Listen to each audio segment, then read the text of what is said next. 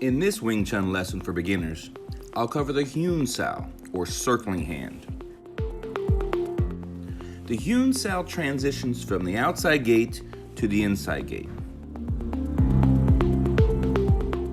However, too many people move their elbow when trying to do a Huen Sao.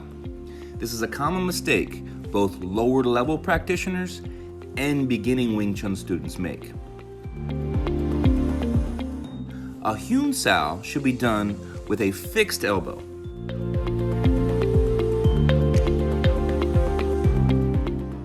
See more on how to do a Huen Sao in this simple beginner's lesson.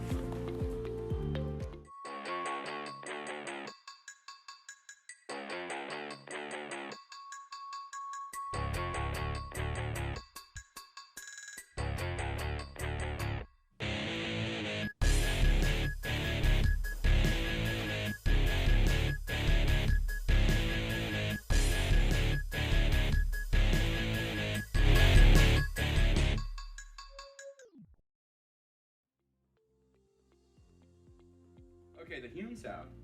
The Huen Sao is actually a still elbow.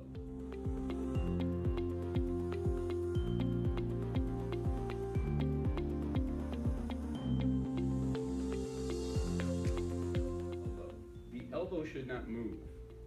Okay?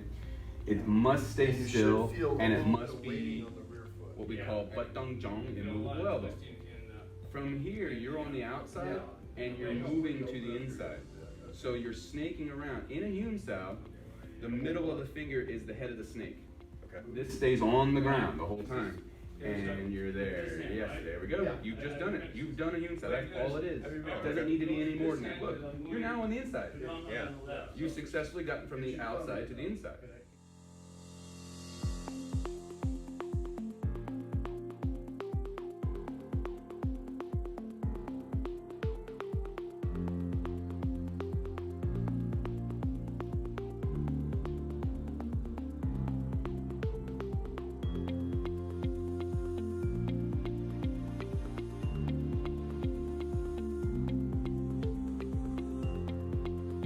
So, you're not already trying inside, you're outside.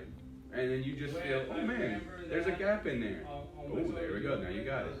And the more they keep their elbows out, the more gap they have. Like me. Right.